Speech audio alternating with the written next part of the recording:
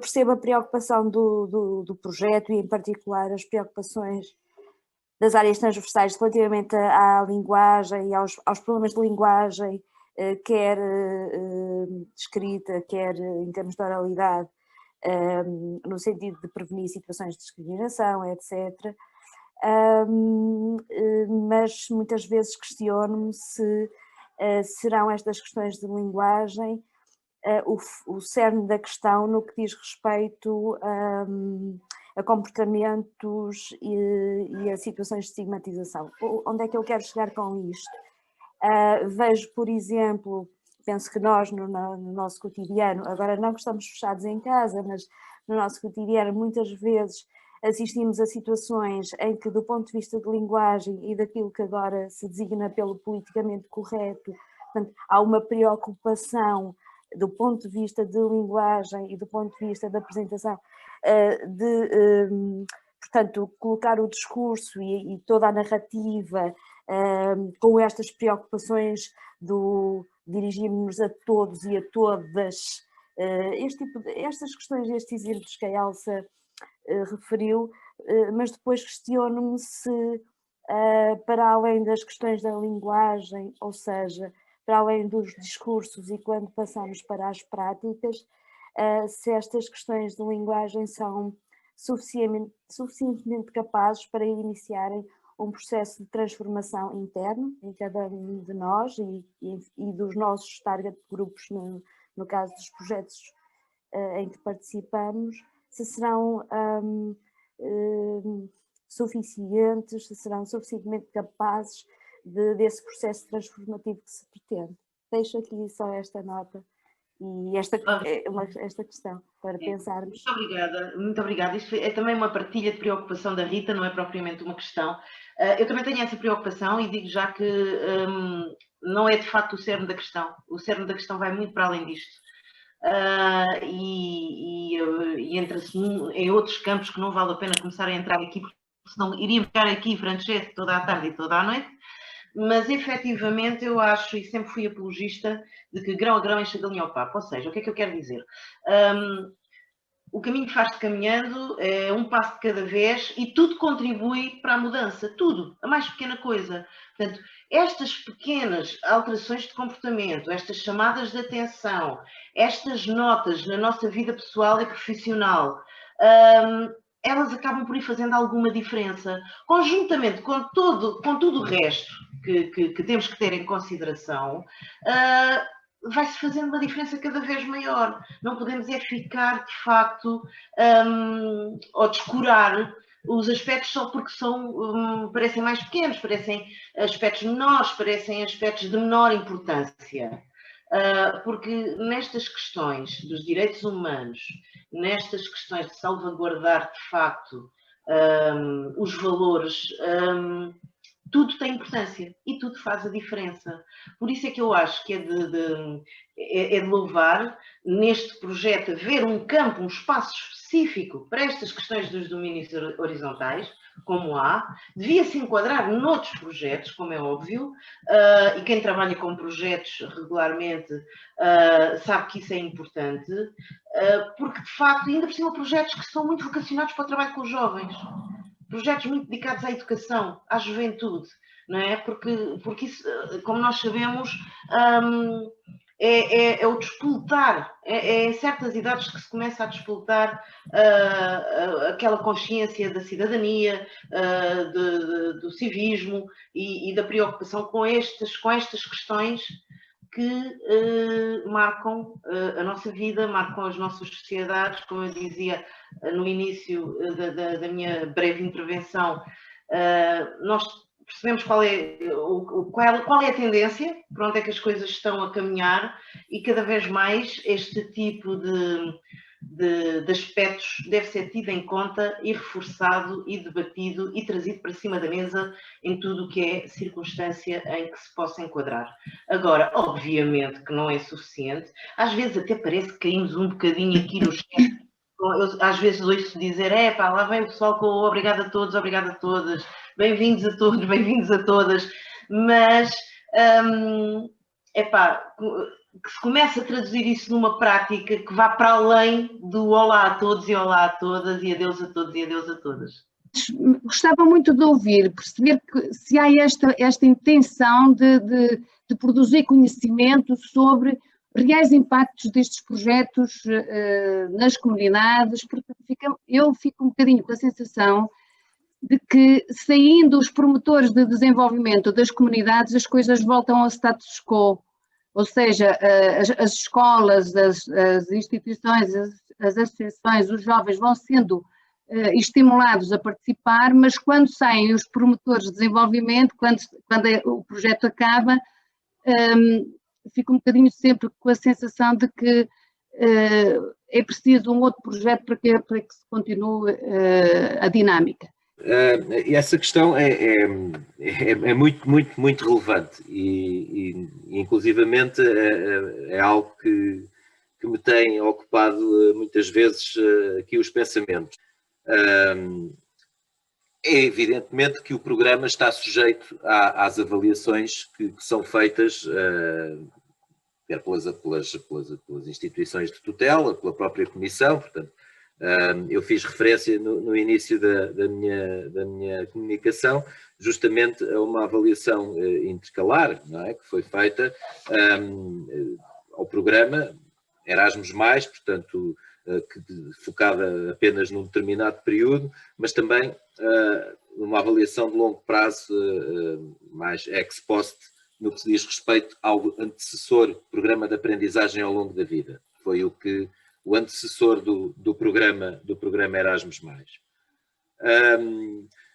Há aqui eu concordo plenamente consigo. Acho que há aqui toda uma cultura de avaliação que falta trabalhar. E falta trabalhar, na minha perspectiva, quer do lado de quem promove projetos, quer do lado de quem os desenvolve, e também, se calhar, do lado da própria Agência Nacional.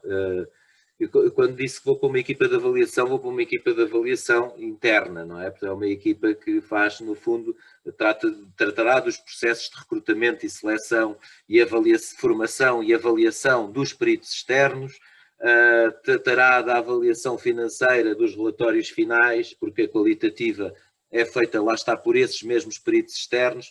Portanto, não vou para uma avaliação nesse sentido de que falou. O que eu penso é que os próprios projetos também deveriam, muitas vezes, e não o fazem, ter essa dimensão devidamente acautelada. Essa dimensão de avaliação e uma dimensão de exploração dos resultados, de criação de mecanismos e de condições para que potenciem a sustentabilidade dos resultados. E muitas vezes aquilo que nós vemos é uma cultura não essa cultura, mas uma cultura de a sustentabilidade de um resultado é ir a novo financiamento.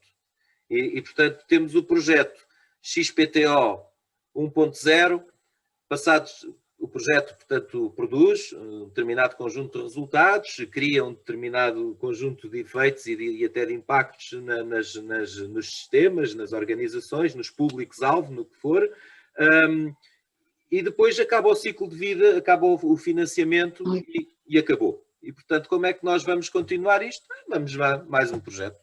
Vamos mais um projeto e, portanto, está a ver? E, portanto, é um pouco isso que vai acontecendo, mas isto é muito empírico. É como digo, seria muito interessante fazer-se um trabalho, uma entidade externa, fazer uma avaliação de impacto de produtos, por exemplo, dos produtos intelectuais que foram desenvolvidos no âmbito das parcerias estratégicas, o que é que ficou para ser utilizado, aqueles produtos estão a ser utilizados, estão a ser explorados, estão a ser partilhados, estão a ser transferidos até. Era interessante perceber isso, porque a sensação que dá muitas vezes é que as coisas, passa a expressão, morrem com o fim do financiamento. E depois, enfim, vamos novamente candidatar-nos a mais financiamento e até vamos ali desenvolver aquele projeto, vamos lhe dar outra configuração, outra utilidade, e portanto a coisa fica sempre muito por aí. Há uma dimensão que quanto a mim, tem sido sempre muito descurada em muitos projetos. Duas, aliás. Uma no ponto de partida, que é a necessidade de haver um diagnóstico de necessidades, porque se não há um diagnóstico de necessidades, não há projeto. E muitos projetos não começam por aí. Vão buscar umas referências, dão uns documentos de referência de política europeia e tal, mas não vão ao concreto, àquilo que é a problemática que aquele projeto vai dar resposta. Não, esse trabalho não é feito. Este projeto da Upload e o outro também são um exemplo de que partem exatamente, e a comunicação do Dr. José Bronze parte mesmo daí, de um diagnóstico de necessidades. Muitas vezes eu vejo projetos em que o primeiro IO, o IO1, é a análise de necessidades. Isto não é correto. E nós temos, a Agência Nacional tem vindo a formar os avaliadores no sentido de dizerem IO1, que seja uma análise de necessidades, é para cortar. É para cortar. Porque isso tem que estar feito a montante e não a jusante. E a outra dimensão é justamente aquela final, a do follow-up. O que é que está pensado para que, quando acabar o ciclo de vida do financiamento, quando acabar o ciclo do financiamento, o que é que está pensado para que esses produtos que tiveram esse investimento de recursos humanos, financeiros, etc., o que é que está pensado para que isto possa vir a ser utilizado, explorado, continuado? Isso falha muito, falha de facto muito, e a parte da avaliação, que também está naturalmente cruzada com esta, não é? Portanto, os projetos também devem, quando fazem uma candidatura, estão a fazer uma avaliação, é uma avaliação prospectiva, não é? Mas devem prever já o que é que vão fazer no final em termos daquilo que é chamado avaliação sumativa, não é? De resultados e de impacto. E essa dimensão falha muito. Mas eu concordo plenamente consigo, acho que há imenso investimento de dinheiro público, muito mesmo, em projetos que alguns não deixam nada. Temos que ser realistas e temos que dizer as coisas como elas são. E outros deixam riquíssimo material que fica muitas vezes alojado em plataformas que depois morrem. Concordo. É verdade, é verdade. E há muito trabalho, do meu ponto de vista, concordo plenamente consigo, há muito trabalho a fazer por parte das autoridades nacionais que tutelam, por parte da própria Comissão, por parte da própria Agência Nacional, que quanto a mim também acho que poderia produzir mais conteúdos. Eu espero que esta equipa que eu vou integrar finalmente, que eu penso que é uma das suas atribuições, seja o desenvolvimento de conteúdos para os avaliadores externos, conteúdos para os beneficiários, promotores de projetos, porque é algo que eu acho que está a falhar muito na Agência Nacional. Nós temos de ter capacidade crítica e autocrítica, acima de tudo, e, portanto, penso que sim, sem dúvida absolutamente nenhuma, mas a exploração dos resultados, a valorização dos resultados é uma dimensão que eu acho que é fundamental. As necessidades e depois onde é que nós vamos, como é que nós vamos com aqueles produtos, com aqueles resultados, com aqueles processos, como é que nós vamos debelar aquelas necessidades que foram identificadas a montante. Cada vez mais os jovens de algumas das comunidades ciganas têm de merecer muito a nossa atenção. E por isso eu gostava de ouvir a Carla Brito. Ora, os efeitos que têm sido gerados, nomeadamente ao nível da representação social dos jovens ciganos e dos impactos sociais. E quando nós falamos dos impactos sociais, tem a ver com a sua inserção na sociedade e, portanto, também no mundo do trabalho. Bem, a minha experiência com as comunidades ciganas vem de há muitos anos atrás. Eu também cresci num bairro social, portanto, os meus amigos também eram da etnia cigana. E a minha família tem muito trabalho dentro desta área social com minorias étnicas e com comunidades desfavorecidas. E uma das coisas que me fica sempre e que eu aprendi ao longo da minha experiência profissional e que tem muito a ver com a filosofia também da Terras Dentro, é que estes projetos servem para nós implementarmos coisas no território que decorrem de necessidades que são identificadas por diagnósticos base, mas que por si só não podem ser a resposta. Portanto, muito do meu trabalho é intervir com stakeholders e dar-lhes ferramentas para que, quando o projeto acabar e quando eu me for embora, as coisas continuem no terreno. Eu, antes de trabalhar na Terras Dentro, trabalhei em Lisboa e em Setúbal, e nos dois sítios sempre trabalhei e continuo a trabalhar com o objetivo de ir-me embora. Porque se só eu fizer falta naquele território para dar aquela resposta, então o meu trabalho não faz sentido nenhum não estive ali a fazer nada. E é nesse sentido que eu tenho trabalhado. E posso-vos dizer que muito desse trabalho, e agora vamos falar aqui de outro programa, que não da Agência Nacional, vem do trabalho do Programa Escolhas, que todos nós conhecemos, não é? Portanto, trabalhei muito com o Programa Escolhas, e o objetivo desse programa é também capacitar as pessoas das comunidades a assumirem um papel cívico, uma participação ativa para apoiar os que os rodeiam a encontrar soluções para os seus problemas. E é nesse sentido que eu acredito que neste momento temos muitos mediadores formados, mediadores ciganos a trabalhar, temos várias associações ciganas que se formaram nos últimos 2 anos, assim numa crescente. O ACM tem tido aqui um papel muito importante, eu tenho trabalhado diretamente com o ACM, tal como agora já pela Terras Dentro, no sentido de mostrar às comunidades ciganas que têm valor, que conseguem mostrar aos outros não só a sua cultura, nem só aquilo que popularmente se diz como ser cigano, mas que também eles próprios sabem as necessidades que têm e eles próprios são a ferramenta para as resolver. Portanto, é um bocadinho aquilo que estávamos a falar. O que é que fica destes projetos? Fica a nossa capacidade de ensinar os outros a fazer o nosso trabalho para nos podermos ir embora. Portanto, esta é a minha maneira de trabalhar. E nós na Terras Dentro, voltando aqui a pegar um bocadinho, não sei se era bem isto, mas pegar aqui um bocadinho que estava a falar, uma das coisas que me entusiasma a trabalhar na Terras Dentro, e não é para Elsa estar aqui, é porque cada um dos projetos, ou muitos dos nossos projetos, deixam recursos. E esses recursos são, a meu ver, na minha maneira de trabalhar, são a parte mais importante, porque é o que fica para outros projetos, para outras entidades. Nós, nestas questões do trabalho com as comunidades ciganas, em 2015 criámos um jogo para trabalhar com o primeiro ciclo. Voltamos aqui ao que se falava aqui no projeto, que é, há idades espetaculares para nós trabalharmos determinadas coisas. E o que nós pensámos foi, vamos trabalhar estas questões do preconceito, do racismo e do desconhecimento e do medo pela falta de contacto com, não é, à partida, com um jogo de uma caderneta de cromos que os miúdos adoram. Pronto, para vocês terem ideia. Foi feito nesse ano, ficámos sem dinheiro, acabou, fizemos o jogo, conseguimos editar alguns. E pensámos, vamos criar outro projeto para trabalhar nisto.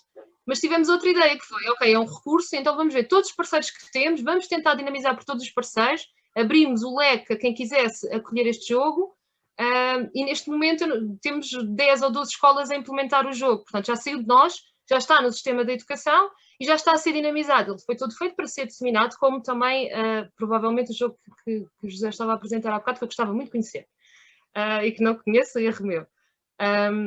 Mas isto no sentido de as coisas não podem ficar em nós. E voltando um bocadinho à minha experiência do que foi o meu trabalho em Lisboa, vim-me embora porque sabia que deixei lá uma equipa. E dessa equipa, de 5 pessoas, 3 eram ciganas. Portanto, tínhamos mediadores e o próprio coordenador que lá ficou era um elemento da etnia cigana, que começou connosco. Durante algum tempo fomos formando mediador, jovens de rua, com a equipa de rua, que eu acho que é fundamental em qualquer coisa que trabalhe com jovens, nós temos que ir ao terreno e temos que estar com eles na rua, na escada, no banco, seja onde for, na minha opinião, está bem? E a partir daí criou-se relação levou à noção de que eu posso saber mais e eu tenho competências para mais estudos, voltar à escola, aprender, ganhar outro tipo de competências académicas, e a partir daí, como vos digo, eu vim-me embora porque deixei um coordenador cigano no meu lugar. E é isto que eu acho que é o fundamental, para além destas questões de avaliação de impacto, que também é uma bandeira minha. Eu acho sempre que nós devia de haver mais financiamento só para avaliar o impacto destas coisas, e na minha opinião, financiamentos que conjugassem vários projetos com diferentes áreas, para não ser uma coisa muito estanque e para ser o mais abrangente possível,